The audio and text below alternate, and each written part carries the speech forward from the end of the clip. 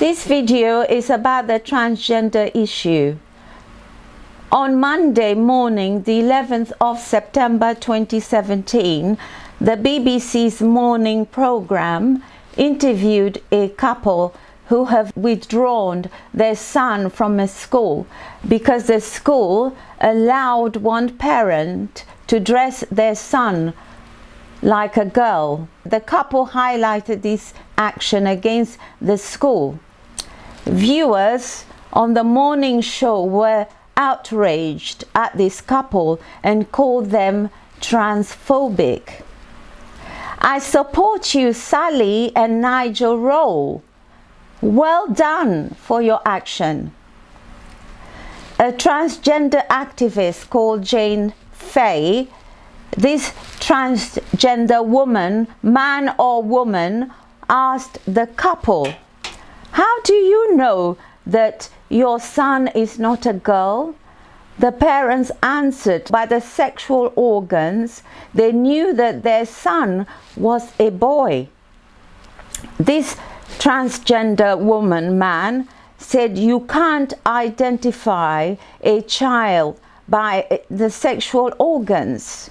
You have to nurture them until they are 18 years of age for them to decide their own gender. What a fallacy! What a ridiculous notion! These trans make the rules as they go along. Hello? In all Western societies, including primitive ones, we have identified the gender of children for thousands of years from the sexual organs. Why are we changing the old landmarks? Suddenly, we have a Renaissance thinking, that is, we should now change the way we identify the sexual orientation of children.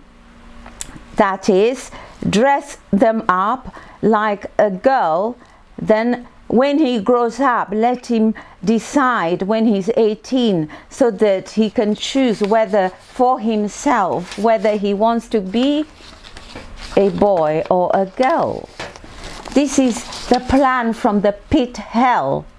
By the time the child is 18, they would have been indoctrinated. That child would have been indoctrinated into believing that they were in the wrong sex. Why are we allowing this nonsense? Doesn't the Bible tell us in Proverbs chapter 22 verse 6 that, I quote, "Train up a child in the way he or she should go. When that child grows up, he or she will not depart from the training"? All of these transgender issues only emerged 2 to 5 years ago. Suddenly, we have to ditch the way we do things. Do we not understand the term, "if it ain't broken, don't fix it"? I tell you, this world's gone mad. Once upon a time, if a boy dresses in a girl's clothing, they will call that boy a sissy.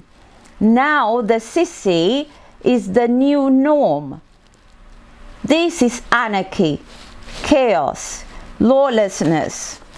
A question for Jane Fae, this activist. Did not your mother and father identify you as a boy when you entered this world? Why were you so hard on the couple, Sally and Nigel Rowe? This is a very hypocritical behavior.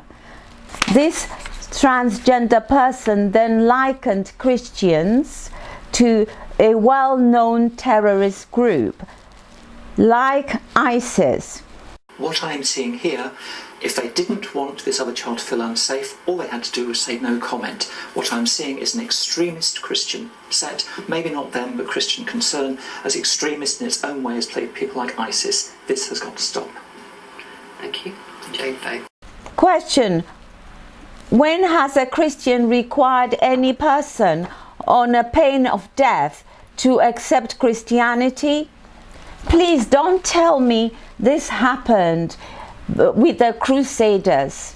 The Crusaders weren't Christians. The answer is never. Christians are not a sect, Jane Fae, or whatever you call yourself. Christianity is not a religion. We have a relationship with our God. We do not compel people to convert. That is real Christianity. It is not about ideology, but a relationship, a personal relationship with God. And which means we have freedom of choice to worship or not worship. Christians do not make agreement with the spirit of this age. For the spirit of this age is fear. Do not conform to it. Christian parents, you have a right to protect the interest of your children. Do not allow the nanny state to dictate what you can do. Keep the faith once delivered to the saints. The child's formative years are the most important, so protect them. Philip Schofield, you are a Christian phobic. Which should be done out of the school. These things have to be dealt with out of They the school. are at school, aren't they? I guess that's the thing. It's a major part of that child's life. It's where they spend most of their time. But then you're imposing that on all the other children. Why is it an imposition? Because you are asking them. They know that one day they know that child, that they're the friends, they're a boy, this is their name, and now you're saying, now you have to now call them he, she, change the pronoun, change the name. There'll be a lot of people who are saying that children adapt remarkably well, and they if things are explained to them, then they understand very clearly. It's not an issue with the children. It's an issue with you. You're the ones that have the problem, not the children. You had the freedom of choice to work for the BBC and where to live. Why should you discriminate against this couple for exercising their freedom of choice? You are a Christian phobic. The BBC, you are branded a Christian phobic. You have brainwashed your audience to behaving exactly as you want them to behave. They are sheep. They are followers. You are branded Christian phobic, the BBC.